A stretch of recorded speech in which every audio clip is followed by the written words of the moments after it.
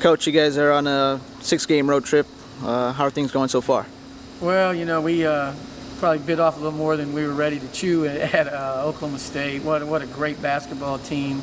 Coach Littell has done a tremendous job there. You know, they obviously had some situation there last year with the death of the head coach and the assistant, but he was on staff there, and they won the NIT, and he's got 4 starters back from that NIT, and they're ranked top 20 in the country. And we played with them for the first media, and they were in man, and then they went zone on us, and their zone was big, and we really struggled there, and just probably a little maybe talent deficient against that team, but played Northwest Louisiana after that. Just didn't shoot the ball well again, and then played Southeast Missouri State. Just led the whole game, and they hit a shot at the buzzer and beat us. So that was it's a tough old ride home from Houston, but we're plugging away, and I don't know, not making excuses, but we got 6 freshmen, and that's when half your team is freshmen.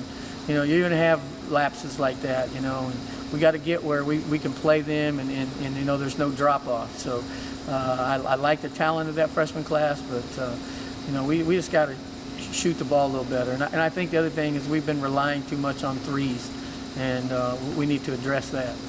I know it's been tough, but you got to have some positives. What did you take from that road trip? Well, I mean, I think when you look at, probably the reality, when you look at the history of basketball, we're competing with schools that have tremendous basketball history. Mm-hmm. Where I think in the past, the Southeast Missouris and the Northwest Louisianas, maybe Pan American, we weren't playing with them. We're competing with those people. We just got to get over the hump.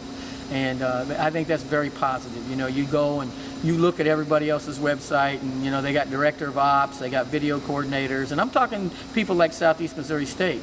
And I think that there's just when there's that kind of commitment somewhere else, and we're showing that we really, and being honest, Danny, we should have won the game.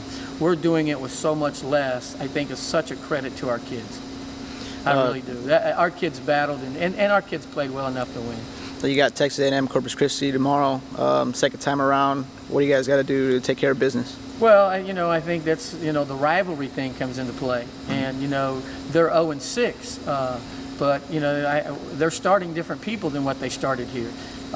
They're in a transition with upgrading their program by going out and hiring a Conference USA coach, someone that had previously been a head coach in the Southland Conference. And I think he's figuring out what he inherited and what he has, and he's a pretty sharp coach. He'll figure it out. So they're starting some different people, and I think more than anything, we got to be mentally ready to play, because I'm telling you, they're going to come after us. They're 0-6. They're looking at their schedule. They got a home game against us, a team that they were ahead of at half by 8. And I just think we really got to match their intensity, because what people have to realize is they have a bigger window to get better than we did, because they're in transition, and to play them early probably was a blessing, because I guarantee you 6 games into the season they're a whole lot better than they were when they played us. So, but we're a little better too, so we it's got to be a give and take. But I just think any time that you can beat a Texas University, a school in Texas, it's a good thing, and we're going to do our best.